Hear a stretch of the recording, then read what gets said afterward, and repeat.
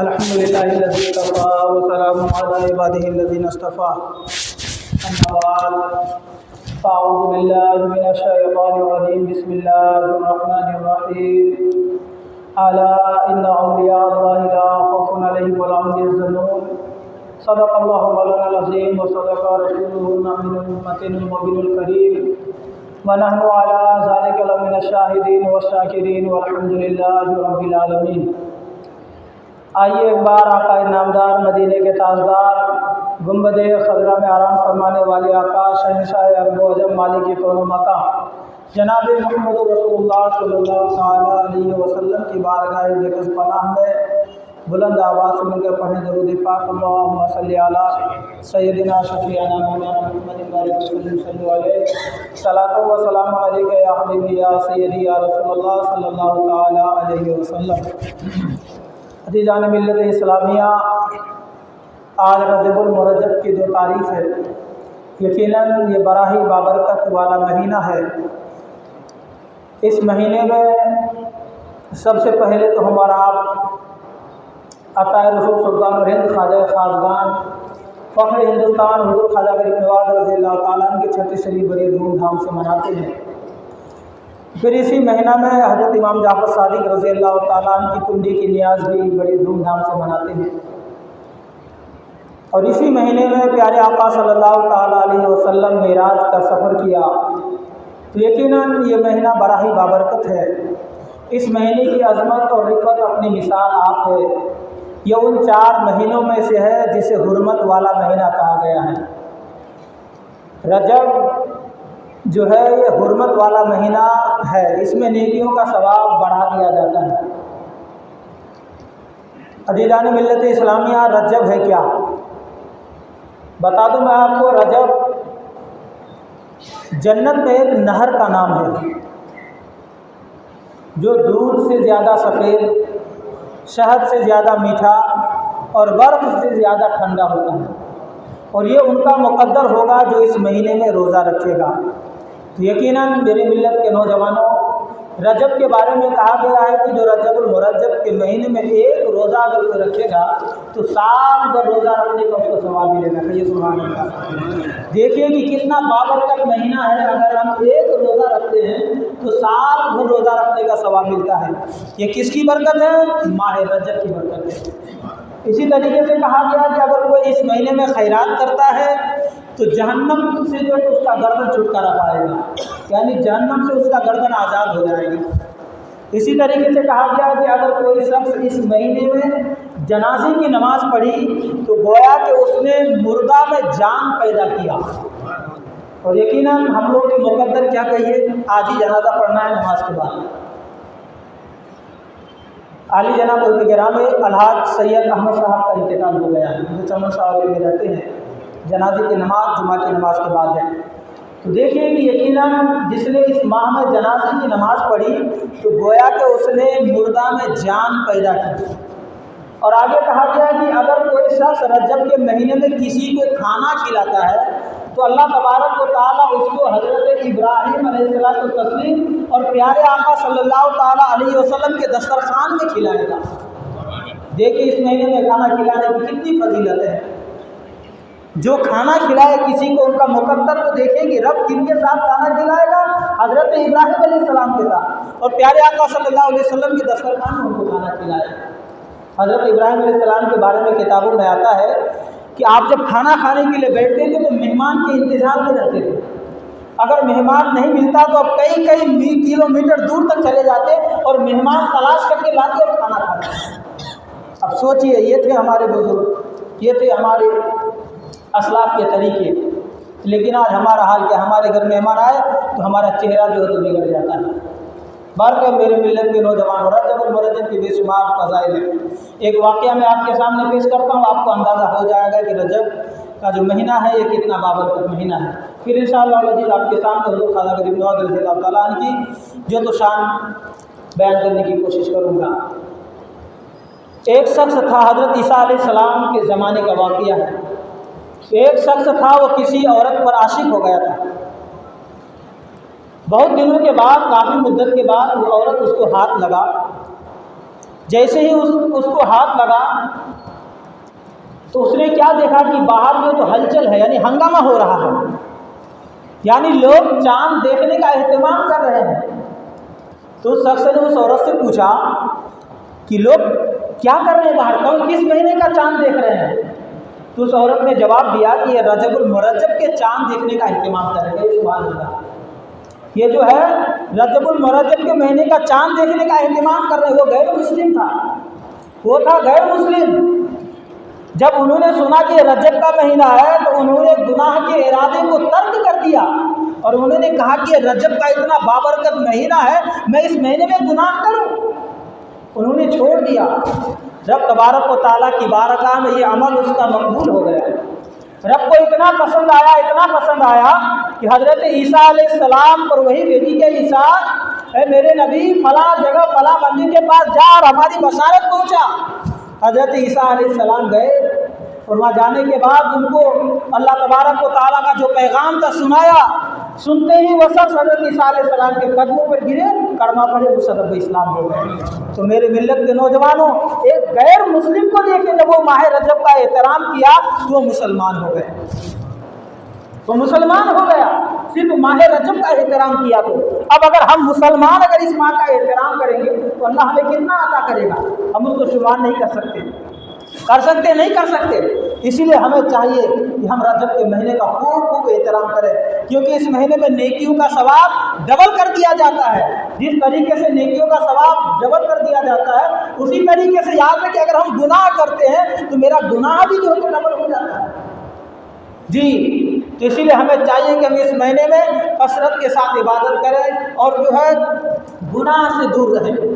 تو میں کیا بتایا تھا کہ ایک روزہ جو اس مہینے میں رکھتا ہے تو اللہ تبارک و تعالیٰ سال پر روزہ رکھنے کا اس کو ثواب عطا فرماتا ہے، اور جو 7 روزے رکھتے ہیں اس کے لیے جہنم کے 7 دروازے بند کر دیے جاتے ہیں، اور جو 8 روزے رکھتے ہیں اس کے لیے جنت کے 8 دروازے کھول دیے جاتے ہیں۔ تو میرے ملت کے نوجوانوں، اسی لیے ہمیں کثرت کے ساتھ چاہیے کہ اس مہینہ میں روزہ رکھیں۔ پیارے آقا صلی اللہ علیہ وسلم ارشاد فرماتے ہیں کہ رجب یہ اللہ تعالیٰ کا مہینہ ہے، رجب جو ہے یہ اللہ تعالیٰ کا مہینہ ہے، اور شعبان میرا مہینہ ہے، اور رمضان میرے امتی کا مہینہ ہے۔ تو اسی لیے ہمیں چاہیے کہ اس مہینے میں خوب عبادت کے بیج بوئیں۔ جس طریقے سے کاشتکار کسان جو ہے کھیت جوتتا ہے تو اس میں بیج اچھے سے بوتا ہے تاکہ فصل اچھا ہے، تو اسی طریقے سے ہمیں چاہیے کہ ہم کثرت کے ساتھ اس مہینے میں عبادت کے بیج بوئیں تاکہ ماہ رمضان میں اس کا فصل جو ہے ہمیں ملے۔ تو رمضان یہ رجب اللہ تعالیٰ کا مہینہ ہے، شعبان میرا مہینہ ہے، اور رمضان میرے امتی کا مہینہ ہے، پیارے آقا فرماتے ہیں۔ تو یقیناً میرے ملت کے نوجوان اس مہینے کے بے شمار فضائل ہیں۔ تو میں نے قرآن مجید فرقان حمید کی جس آیت کریمہ کو اپنا موضوع زبان بنایا، رب کائنات ارشاد فرماتا ہے الا ان اولیاء اللہ لا خوف علیہم ولا هم یحزنون، جس کا ترجمہ اور مفہوم یہ ہے کہ سن لو اللہ کے ولیوں پر نہ کچھ خوف ہے اور نہ کچھ غم ہے، نہ کچھ خوف ہے اور نہ کچھ غم ہے۔ آج رجب کی 2 تاریخ ہے اور منگل کے دن جو ہے چھٹی شریف ہے۔ پیر کے دن گزرنے کے بعد یعنی مغرب سے چھٹی شریف کی تاریخ لگ جائیں گی، تو جو کرے مغرب کے بعد کرنا چاہے مغرب کے بعد چھٹی شریف منائے، ورنہ پھر دن میں بھی منا سکتے ہیں منگل کے دن۔ تو عزیزان ملت اسلامیہ، بے شک اللہ کے ولیوں پر نہ کچھ خوف ہے نہ کچھ غم ہے۔ آخر ایسا کیوں ہے؟ قرآن نے کیوں کہا کہ اللہ کے ولیوں پر نہ کچھ خوف ہے نہ کچھ غم ہے؟ حالانکہ ہمارے دلوں میں تو خوف ہے، ہمارے آپ کے دلوں میں ڈر ہے۔ تو کہا گیا کہ جو اللہ کا ولی ہوتا ہے انہیں اللہ کی رضا حاصل ہوتی ہے، اور جسے اللہ کی رضا حاصل ہوتی ہے وہ دنیا کی کسی چیز سے نہیں ڈرتے، بلکہ دنیا کی ساری چیزیں اس سے ڈرتی ہیں۔ آپ دوسرے کی بات جانے دیجیے، ہم اور آپ اپنا مثال لے لیجیے۔ اگر ہم کسی ولی کے دربار میں جاتے ہیں تو ہم بڑے ادب اور احترام کے ساتھ جاتے ہیں، یار کہیں اپنے سے بے ادبی نہ ہو جائے۔ کیوں؟ کیونکہ ہم ڈرتے ہوئے جاتے ہیں کہ یار کہیں کچھ بے ادبی نہ ہو جائے اور ہمیں کچھ نقصان نہ ہو جائے۔ یقیناً میرے ملت کے نوجوانوں، جو اللہ کے ولی ہوتے ہیں انہیں کسی چیز کا خوف اور غم نہیں ہوتا۔ حدیث قدسی ہے، رب کائنات ارشاد فرماتا ہے جو میرا ولی ہوتا ہے میں اس کا پیر بن جاتا ہوں جس سے وہ چلتا ہے۔ یہ سبحان اللہ، میں اس کی زبان بن جاتا ہوں جس سے وہ بولتا ہے، میں اس کی آنکھیں بن جاتا ہوں جس سے وہ دیکھتا ہے، میں اس کی کان بن جاتا ہوں جس سے وہ سنتا ہے۔ تو کہا گیا کہ حقیقت میں ولی کا چلنا خدا کا چلنا ہے، ولی کا بولنا خدا کا بولنا ہے، ولی کا دیکھنا خدا کا دیکھنا ہے۔ اسی لیے جو اللہ کے ولی کہہ دیتا ہے وہ ہو کر رہتا ہے۔ اگر اللہ کے ولی کسی دریا سے کہہ دے یہ دریا راستہ دے دے تو دریا راستہ دے دیتا ہے۔ اگر اللہ کے ولی کسی پتھر سے کہہ دے یہ پتھر سونا بن جائے تو پتھر سونا بن جاتا ہے۔ آپ کہیں دور کی بات نہیں، حضور خواجہ غریب نواز کا واقعہ میں آپ کے سامنے پیش کروں، آپ کو خود اندازہ ہو جائے گا کہ کیسے پتھر جو ہے سونا بن جاتا ہے۔ جب حضور خواجہ غریب نواز رضی اللہ تعالیٰ ہندوستان تشریف لائے، جب اجمیر شریف کی دھرتی پر پہنچے تو اس وقت کا جو راجا تھا پرتھوی راج چوہان، آپ سے جو ہے آپ کے جانی دشمن ہو گئے، آپ سے حسد کرنے لگے، جلنے لگے۔ تو بادشاہ اور ان کے ساتھیوں نے سوچا کہ کسی طریقے سے بھی اس کو مارا جائے، یعنی ساری تدبیریں اپنا لی کہ جیسے بھی اس کو یہاں سے بھگایا جائے، اگر ان کو یہاں سے نہیں بھگائیں گے تو ہمیں کافی نقصان ہوگا۔ تو حضور خواجہ غریب نواز رضی اللہ تعالیٰ عنہ کی طرف جو ہے بادشاہ اور ان کے ساتھیوں نے ایک پاگل ہاتھی کو دوڑا دیا۔ پاگل ہاتھی تھا، اس کو حضور خواجہ غریب نواز کی طرف دوڑا دیا کہ ہاتھی جو ہے اب انہیں روند ڈالے گا اور اسے مار دے گا، لیکن اسے پتہ نہیں تھا کہ مولا علی کی اولاد کی طاقت کا، مولا علی کی اولاد کی طاقت کا انہیں اندازہ نہیں تھا کہ یہ مولا علی کی اولاد ہے۔ حضور خواجہ غریب نواز رضی اللہ تعالیٰ عنہ کی طرف جیسے انہوں نے ہاتھی کو دوڑایا، حضور خواجہ غریب نواز رضی اللہ تعالیٰ عنہ اپنے مست میں خاک لیے، مٹی لیے اور ہاتھی کی طرف پھینک دیا۔ پھینکنا تھا کہ ہاتھی پتھر بن گیا، ہاتھی جو ہے پتھر ہو گیا۔ یہ اللہ کی قدرت ہے کہ ناممکن چیز کو کبھی ممکن کر دیتا ہے اور ممکن چیز کو ناممکن کر دیتا ہے۔ آپ دیکھیں ہاتھی کے اندر جان تھی، وہ چلتا ہوا آ رہا تھا لیکن پتھر بن گیا، پتھر بن گیا۔ اور وہ خاک جو ہاتھ میں آپ نے جو اٹھایا اور ہاتھی کی طرف پھینکا وہ تو خاک دھول تھا، لیکن اس میں جان ایسا آ گیا کہ اس ہاتھی کو پتھر بنا دیا۔ یقیناً میرے ملت کے نوجوان جو اللہ کے ولی ہوتے ہیں وہ جو کہہ دیتا ہے وہ ہو کر رہتا ہے، اس لیے انہیں اللہ کی رضا حاصل ہوتی ہے، اور اللہ کی رضا سب سے بڑی طاقت، سب سے بڑی معراج انسانیت ہے۔ عزیزان ملت اسلامیہ، حضور خواجہ غریب نواز رضی اللہ تعالیٰ عنہ کے والد محترم کا نام سید غیاث الدین رحمۃ اللہ علیہ ہے، اور آپ والد ماجد کے طرف سے حضور خواجہ غریب نواز کا سلسلہ نسب سید الشہداء حضرت امام حسین علی مقام سے پہنچتا ہے، تو آپ حسینی سید ہوئے، اور آپ کی والدہ ماجدہ کا نام ام الورا ماہ نور بی بی ہے۔ تو آپ کا جو ہے سلسلہ نسب والدہ ماجدہ کی طرف سے حضرت امام حسن رضی اللہ تعالیٰ عنہ سے ملتا ہے۔ تو گویا کہ آپ سیدی حسن، آپ گویا کہ حسنی حسینی سید ہیں، آپ جو ہے ندیم الطرفین سید ہیں۔ عزیزان ملت اسلامیہ، حضور خواجہ غریب نواز رضی اللہ تعالیٰ عنہ کی ولادت بھی آپ ملاحظہ کیجیے، آپ 570 ہجری باختلاف روایت وہ مقام سنجر کے علاقے سیستان میں پیدا ہوئے۔ جب آپ کی ولادت ہوئی تو اللہ کی رحمتوں کا نزول ہونا شروع ہو گیا، اور ہوتا بھی کیوں نہ، کیونکہ آپ دنیا والوں کے لیے باعث رحمت تھے۔ آپ کی تشریف آوری نے دنیا کو انوار معرفت سے جگمگا دیا۔ آپ کی والدہ ماجدہ ماہ نور بی بی فرماتی ہے کہ جب میرے شکم میں معین الدین آئے تو میں پیارے پیارے خواب دیکھا کرتی تھی، جو ہمارے مخالف دشمن تھے ہمارے دوست اور سجن ہو گئے، ہمارے گھر میں خیر و برکت ہو گئی۔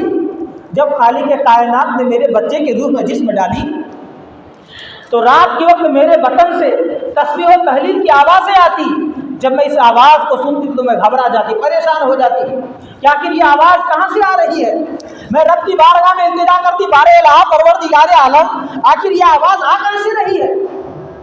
تو غیب کے پردے سے آواز آتی، ماہ نور بی بی پریشان ہونے کی ضرورت نہیں ہے، یہ بندے خاص معین الدین کی آواز ہے جو تیرے شکم میں رہ کر اللہ اللہ کر کے مجھے راضی کر رہا، جو مجھے راضی کر رہا ہے۔ میرے ملت کے نوجوان حضور خواجہ غریب نواز رضی اللہ تعالیٰ عنہ ہے، جو اپنے ماں کے شکم میں ہے، ابھی اس دنیا میں نہیں آئے ہیں، اللہ کو راضی کر رہے اور اللہ اللہ کی ستائیں لگا رہے۔ اور آج ہم ہیں جو دنیا میں آنے کے بعد بھی، ساری دنیا کے نظارہ کرنے کے بعد بھی ہم اللہ کی عبادت سے کافی دور ہیں، ہم رسول اللہ کے اطاعت سے کافی دور ہیں۔ میرے ملت کے نوجوانوں، اگر ہم چند لمحہ اگر سوچیں کہ یہ دنیا کچھ بھی نہیں ہے، ایک دن ہمیں اس دنیا سے جانا ہے۔ آج دیکھیں بےمانی ہمارے اندر ہے، آج دیکھیں دھوکہ بازی ہمارے اندر ہے، آج دیکھیں جھوٹ ہمارے اندر ہے، آج دیکھیں زناکاری ہمارے اندر ہے، آج دیکھیے جوا ہمارے اندر ہے، آج دیکھیے شراب نوشی ہمارے اندر ہے، نہ جانے کتنے دنیا میں جتنی بھی گناہیں ہیں، آج کوئی ایسے گناہ نہیں جو ہمارے اندر موجود ہے۔ میرے ملت کے نوجوان، اور رب تبارک و تعالیٰ نے اس دنیا میں ہمیں آپ کو کیوں بھیجا؟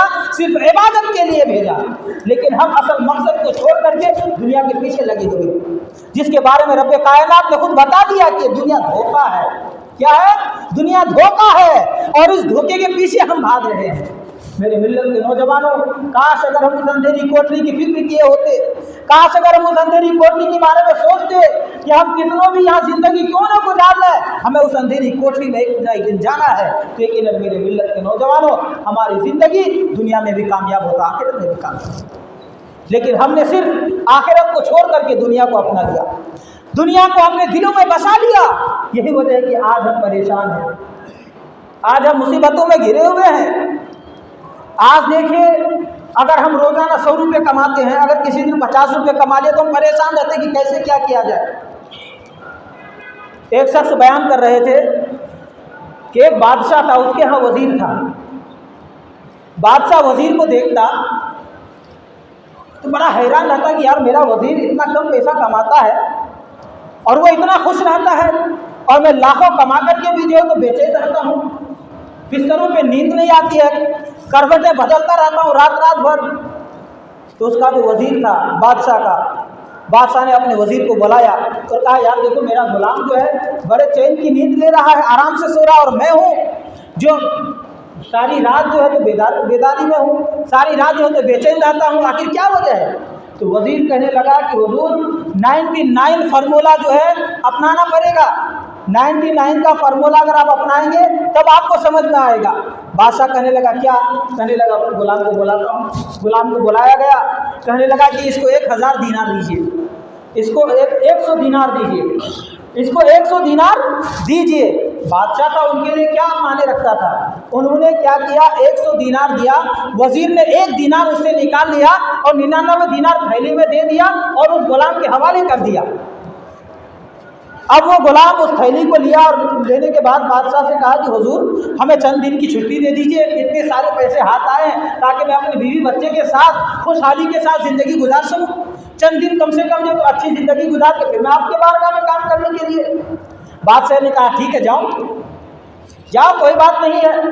اب اس کو چھٹی مل گئی، اب وہ گھر گیا، گھر جانے کے بعد اپنی بیوی سے کہا کہ دیکھو بادشاہ نے آج مجھے 100 دینار دیا ہے، 100 دینار اس تھیلی میں ہے۔ اس کی بیوی گنی تو 99 تھا، پھر اس کے بیٹے گنے تو 99 تھا۔ اب رات بھر بیچے، بڑا پریشان کہ آخر 1 دینار کیا ہو گیا۔ اب وہ بھی سوچنے لگا کہ یار 1 دینار تو میں زندگی بھر میں جلدی نہیں کما پاؤں گا، آخر 1 دینار کیسے کہاں گر گیا، کیا ہو گیا۔ اب گھر میں جو ہے سکون کی بجائے جھگڑا لگ گیا، اب آپس میں افراتفری کا ماحول ہو گیا۔ بے چین پوری رات جو ہے بیدار ہو کر کے گزاری، رات میں سکون کی نیند نہیں آئی، نہیں سویا، چہرہ سوج گیا، آنکھیں سرخ ہو گئی۔ صبح جو ہے تو بادشاہ کی بارگاہ میں آیا، کہنے لگا حضور کہیں آپ 1 دینار کم تو نہیں دیے تھے؟ کہنے لگا نہیں میں تو 100 دیا تھا۔ اتنے میں وزیر آیا، کہنے لگا حضور بات وہ نہیں ہے، 1 دینار میں نے اس کا نکال لیا تھا۔ بادشاہ نے کہا کہ غلام تم جب میرے ہاں تھے تو اتنی سکون کی نیندیں تھی تمہارے پاس، تم تو آرام سے سو رہے تھے، آج تیرے چہرے جو ہے کیوں اس طرح سے ہیں، آنکھیں سرخ کیوں ہے؟ وہ کہنے لگا کہ حضور یہی تو بات ہے جو آپ سمجھ نہیں پا رہے ہیں۔ وزیر نے کہا حضور یہی بات ہے جس کو آپ سمجھ نہیں پا رہے۔ کہنے لگا مطلب کیا کہنا چاہ رہے ہیں آپ؟ وہ کہنے لگی بات یہ ہے کہ 1 دینار اس کا جو ہے میں نے نکال لیا، 99 دینار اس کو دیا، تو گھر میں 1 دینار کے لیے رات بھر جو تو لوگ لڑتے رہے، جھگڑتے رہے، یہاں تک کہ رات بھر سویا نہیں، صبح آپ کی بارگاہ میں آیا تو ان کے پاس جو 99 دینار تھے اس کے بجائے 1 کو حاصل کرنے میں لگے۔ وہی حال آپ کا ہے، وہی چیز آپ کے اندر ہے کہ آپ کے پاس اللہ کا جتنا دیا ہوا ہے آپ اس میں راضی نہیں ہے، جو نہیں دیا ہوا ہے آپ اس کے پیچھے لگے ہوئے کہ وہ کیسے ملے۔ جو آپ کے مقدر میں جتنا ملنا ہے وہ اس دن مل کے رہے گا، اور جو آپ کے مقدر میں نہیں ملنا ہے، اگر جو آپ کے مقدر میں نہیں لکھا ہے آپ کتنوں بھی کر لیجیے کچھ بھی نہیں ہوگا۔ آپ اس کے لیے نماز چھوڑتے ہیں، جھوٹ بولتے ہیں، رشوت لیتے ہیں، آپ جو نہ جانے کیا کیا کر ڈالتے ہیں، اس کے بعد بھی آپ کو نہیں ملتا ہے۔ میرے ملت کے نوجوانوں آخرت کے بارے میں سوچیے۔ अपनी ज़िंदगी को बनाइए। तो हुज़ूर ख्वाजा गरीब नवाज रज़ी अल्लाह ताला अन्हु अपने माँ के शिकम में भी जो है अल्लाह को याद करके राज़ी करने की कोशिश कर रहे हैं। अब आइए मैं आपके बचपन के बारे में बताऊँ। हुज़ूर ख्वाजा गरीब नवाज रज़ी अल्लाह ताला अन्हु जब आपका बचपना था, छोटे थे, जब हमारे बच्चे छोटे होते हैं, खेलने के काबिल होते हैं, तो मोहल्ले में गलियों में लड़कों के साथ खेलते हैं। उसी तरीके से हुज़ूर ख्वाजा गरीब नवाज जब खेलने के काबिल हुए तो आप खेलने के बजाय अल्लाह की याद में मस्त होकर अल्लाह को मना रहे हैं। सिर्फ मना ही नहीं रहे बल्कि अपने हम उम्र साथियों को ये कह भी रहे हैं कि मेरे भाई, हम खेलने के लिए दुनिया में नहीं आए हैं बल्कि अल्लाह को मनाने के लिए आए हैं, अल्लाह को राज़ी करने के लिए आए हैं। ये हुज़ूर ख्वाजा गरीब नवाज का बचपना है कि बचपन से ये पैगाम दे रहे हैं। लेकिन आज हमारा क्या हाल है, नमाज चालू है, हम जो है क्या करते हैं, दरवाज़ा बंद कर देते हैं, सेटेलाइट गिरा देते हैं, हम मोबाइल खेलते रहते हैं, गेम खेलते रहते हैं, तो स्क्रीन पे जो है तो टीवियाँ देखते, टीवियों में जो है गंदे मनाजिर, फिल्म वगैरह देख करके अपना टाइम पास करते हैं। ये आज हमारा हाल है। हुज़ूर ख्वाजा गरीब नवाज ने जो हमें पैगाम दिया, जो मैसेज दिया, हम उस पर अमल क्या कर रहे हैं। आप लंगर कीजिए, ज़रूर कीजिए, मना नहीं करूँगा। हम नहीं करेंगे तो कौन करेगा। हम नहीं गरीबों को खाना खिलाएंगे तो कौन खिलाएगा। हम नहीं यतीमों की मदद करेंगे तो कौन करेगा। हम नहीं बेसहारों के सहारा बनेंगे तो कौन बनेगा। लेकिन मेरे मिल्लत के नौजवानों, सबसे पहले जो आपको जो मिशन हुज़ूर ख्वाजा गरीब नवाज जो पैगाम दिया उस पर अमल कीजिए। जो 5 वक्त आप पर नमाज फ़र्ज़ है उसको अदा कीजिए अपने वक्त पर। अगर आप नमाज अदा नहीं कर रहे तो याद रखिए, आप लंगर में लाख लुटाइए। आप सोचेंगे कि मैं नमाज नहीं पढ़ूंगा अल्लाह माफ़ कर देगा। नहीं हो सकता ये, क्योंकि नमाज आपके ऊपर फ़र्ज़ है, हर हाल में भी आपको पढ़ना है। अगर आप बीमार हो गए, पढ़ नहीं पा रहे हैं, तो यहाँ तक हुक्म है कि आप उठ बैठ नहीं कर पा रहे हैं तो इशारा से पढ़िए, लेकिन पढ़िए, तब भी माफ़ नहीं। हुज़ूर ख्वाजा गरीब नवाज रज़ी अल्लाह ताला अन्हु अपने हम उम्र साथियों को पैगाम दे रहे, कह रहे हैं कि मेरे भाई, हम खेलने के लिए पैदा नहीं हुए हैं बल्कि अल्लाह की याद में मस्त होकर अल्लाह को राज़ी करने के लिए आए हैं, अल्लाह को मनाने के लिए आए हैं। जब इस तरह की तबलीग आप लोगों में करते तो बड़े बुजुर्ग लोग जब इस तरह की बातें सुनते तो बड़े हैरान हो जाते और कहते यार वाकई में ये बच्चा है, देखो बड़ा होकर बड़ा मकाम हासिल करेगा, ये जो है तो बरगुज़ीदा हस्ती बनेगा, भटके हुए लोगों को रास्ता दिखाएगा। इस तरह की जो है तो बातें लोग कर रहे हैं। अब हुज़ूर ख्वाजा गरीब नवाज की गरीब नवाजी देखिए। आपका बचपना है, अपनी वालिदा की गोद में है, आप अपनी वालिदा के गोद में है और आप जो है तो दूध पी रहे हैं। मोहल्ला संजर की औरतें आपकी ज़ियारत के लिए आ रहे हैं, औरतें अपने गोद में छोटे छोटे बच्चों को भी लेकर के आ रही हैं। आपके घर में आते, जब वो बच्चा भूख की वजह से रोने लगते, बिलखने लगते, तो आप अपनी वालिदा माह नूर बीवी की तरफ इशारा करते, अम्मी जान, इन बच्चों को अपने गोद में ले लो और इनको अपनी छाती से लगा लो, इन्हें दूध पिलाओ। अल्लाह अकबर। मेरे मिल्लत के नौजवानों, हुज़ूर ख्वाजा गरीब नवाज की वालिदा प्यारे आका की औलाद में से थे, उनकी औलाद है। हुज़ूर ख्वाजा गरीब नवाज रज़ी अल्लाह ताला जब अपनी वालिदा को इशारा करते तो आपकी वालिदा माहिनूर बीवी उन बच्चे को अपने गोद में लेते, जब पाक दूध पीते वो बच्चे तो रोना बंद कर देते, और जैसे ही रोना बंद करते हुज़ूर ख्वाजा गरीब नवाज रज़ी अल्लाह ताला उधर मुस्कुराते, गोया कि इसलिए मुस्कुराते कि भूखों को खिला करके आप मुस्कुराते कि ये परेशान था, भूख से बिलख रहा था, अब मुझे खुशी महसूस हो रही है। तो आज जब बचपन में गरीब नवाजी का ये आलम है, तो आज अगर अमरावती के सरजमीन से उनके चाहने वाले, उनके मुरीद, उनके गुलाम अगर उन्हें पुकारे तो क्या वो नहीं सुनेंगे?